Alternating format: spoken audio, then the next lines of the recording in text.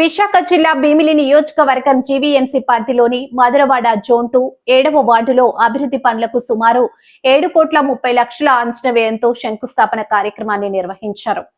కార్యక్రమాలకు భీమిలి శాసనసభ్యులు గంటా శ్రీనివాస్ ముఖ్య అతిథిగా హాజరై వార్డు కార్పొరేటర్ పిల్ల మంగమ్మ, పిల్ల వెంకట్రావు వారు కలిసి సంయుక్తంగా శంకుస్థాపన చేశారు. ఈ కార్యక్రమాన్ని వార్డు పరిధిలోని ఎన్జీఓఎస్ కాలనీలో నిర్వహించారు. ఎమ్మెల్యే గంటా మాట్లాడుతూ ప్రతి వార్డులోనూ మౌలిక వసతుల కల్పనకు అధిక ప్రాధాన్యత ఇవ్వబడుతుందని తెలిపారు. అధికారులు దృష్టి సారించి వార్డుల్లో ఎటువంటి సమస్యలు లేకుండా చూడాలని సూచించారు. ముఖ్యంగా రోడ్లు, సీసీ రోడ్లు, డ్రైనేజీ వ్యవస్థ, త్రాగునీరు, విద్యుత్ దీపాల ఏర్పాట్లు మరియు పారిశుద్ధ్య సమస్యలు తక్షణమే పరిష్కరించాలని అధికారులను ఆదేశించారు. ఈ కార్యక్రమం ద్వారా 7వ వార్డు ప్రజల జీవన ప్రమాణాలు మెరుగుపడతాయని, అభివృద్ధిని ప్రజల చెంతకు తీసుకురావడమే తమ లక్ష్యమని ఆయన స్పష్టం చేశారు. కార్యక్రమంలో స్థానిక కూటమి నాయకులు పాల్గొన్నారు. అందరికీ నమస్కారం. ఈరోజు జీవీఎంసీలోని 7వ వార్డులో దాదాపు 7,30,00,000 రూపాయల వ్యయంతో 18 రకాల అభివృద్ధి కార్యక్రమాలకి శంకుస్థాపన చేయడం జరిగింది.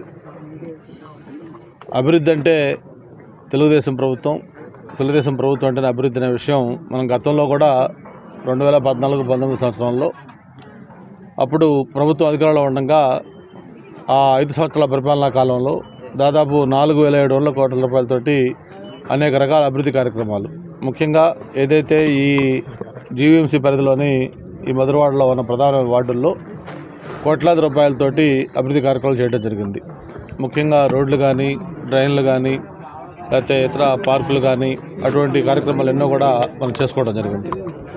మాస్టర్ ప్లాన్ రోడ్లు కూడా ఆ రోజు మనం మొదలుపెట్టి కొంత వర్క్ కంప్లీట్ చేసుకొని ఏదైతే బ్యాలెన్స్ వర్క్లు ఉన్నాయో అవి కూడా ఆ తర్వాత వచ్చిన ప్రభుత్వం 5 ఏళ్ళు ఏమాత్రం వాటిని పట్టించుకోకపోతే మళ్ళీ మన ప్రభుత్వం వచ్చిన తర్వాత మళ్ళీ వాటిని అన్నింటినీ కూడా ఈరోజు రివ్యూ చేసి ఆ మిగిలిపోయిన పనులన్నీ కూడా మనం చేసుకునే పరిస్థితి కూడా వస్తూ ఉంది.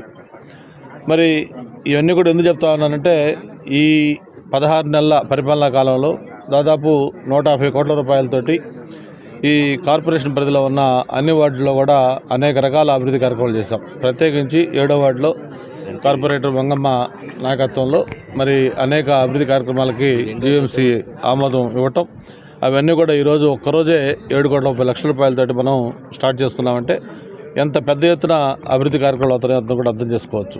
ఇందులో సీసీ రోడ్లు ఉన్నాయి, డ్రైనేజీలు ఉన్నాయి, అలాగే బరియల్ గ్రౌండ్స్ ఉన్నాయి. ఇవన్నీ కూడా అన్ని రకాల ఎక్కడ కాలనీలో పబ్లిక్ డిమాండ్ ఉంటుందో, వాళ్ళ అవసరం ఉంటుందో అవన్నీ కూడా కార్పొరేటర్ దృష్టికి తీసుకొచ్చినప్పుడు వాళ్ళు నా దృష్టికి అలాగే జీవీఎంసీ దృష్టికి తీసుకెళ్ళి ఆ వర్క్లను కూడా శాంక్షన్ చేసుకొని అవి కంప్లీట్ చేసుకుంటా ఉన్నాం. అంతేకాదు మనం గతంలో కూడా చాలాసార్లు చెప్పుకున్నాం, మన మధురవాడ ప్రాంతం అనేది ఒక హైదరాబాద్లో గచ్చిబౌలి, మాదాపూర్, కొండాపూర్ ఎలాగ అభివృద్ధి చెందుతుందో అలాగా అభివృద్ధి చెందే ప్రాంతం అని చెప్పి మనం చెప్పుకోవడం జరిగింది. శరవేగంగా ఏదైతే వైజాగ్లో మైగ్రేషన్ పబ్లిక్ పాపులేషన్ పెరుగుతూ ఉందో అందులో మెయిన్ పోర్షను ఈ ప్రాంతానికి వస్తూ ఉన్నారు. అందుకే ఈరోజు రాష్ట్రంలోనే బిగ్గెస్ట్ కాన్స్టిట్యున్సీగా భీమిలి ఉంది. 3,75,000 మంది ఓటర్స్ తోటి స్టేట్లోనే హైయెస్ట్ ఓటర్స్ ఉన్న కాన్స్టిట్యున్సీగా మనది ఇప్పటికే చేతుల్లోకి ఎక్కింది. మరి అటువంటి ఈ ప్రాంతంలో మరొక ప్రాపర్ ప్లానింగ్ లేకపోతే ఇది ఒక స్లమ్గా మిగిలిపోయే పరిస్థితి వస్తుంది. అందుకే నేను మొన్న మున్సిపల్ మినిస్టర్ గారితో కూడా మాట్లాడాను. ప్రధానంగా ఏదైతే ఈ మాస్టర్ ప్లాన్ రోడ్స్ కానీ, అండర్ గ్రౌండ్ డ్రైనేజ్ కానీ, అలాగే సేఫ్ డ్రింకింగ్ వాటర్ కానీ, 24/7 పవర్ కానీ, ఇవన్నీ కూడా మంచి ప్రధానమైన రహదారులు కానీ ఇవన్నీ కూడా కల్పించాల్సిన బాధ్యత ప్రభుత్వమైన అందరికీ ఒక ప్రణాళిక కూడా వేసుకోవాల్సిన అవసరం ఉంది. అందుకే తొందరలోనే మధురవాడకు సంబంధించి ఒక 590 కోట్ల రూపాయలతోటి ఒక అండర్ గ్రౌండ్ డ్రైనేజ్ ఒకటి ఏర్పాటు చేసుకుంటున్నాం అమృత్ కింద. అలాగే ఇంకొక 500 కోట్ల రూపాయలతోటి మంచినీటికి సంబంధించి కూడా అదొక కార్యక్రమం చేసుకుంటా ఉన్నాం.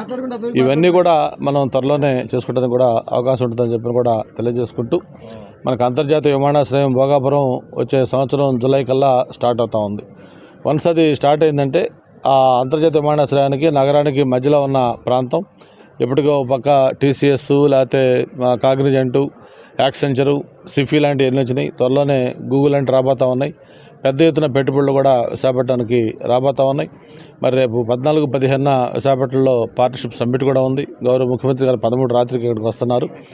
ఆ 2 రోజుల పాటు దాదాపు 10 లక్షల కోట్ల రూపాయలతోటి ఎంఓయూలు అవుతూ ఉన్నాయి. దాదాపు ఇంకొక 7 లక్షల మందికి యువతకి ఉపాధి లభించే అవకాశాలు కూడా కలగబోతూ ఉన్నాయి. వీటితో పాటు మన మినిస్టర్ గారితో మాట్లాడి జీఎంసీ కమిషనరు అలాగే విఎంఆర్డీఏ కమిషనరు జిల్లా కలెక్టర్ గారితో కూడా మాట్లాడి ఏదైతే ఫ్యూచర్ అభివృద్ధి గురించి కూడా మనకి ప్రధానంగా 3 రూరల్ మండలాలు ఉన్నాయి, పద్మనాభం, ఆనందపురం, భీమిలి రూరల్. ఈ 3 మండలాలను కూడా విశాఖ కార్పొరేషన్లో విలీనం చేయాలని చెప్పి కూడా ప్రతిపాదన ఇచ్చాం.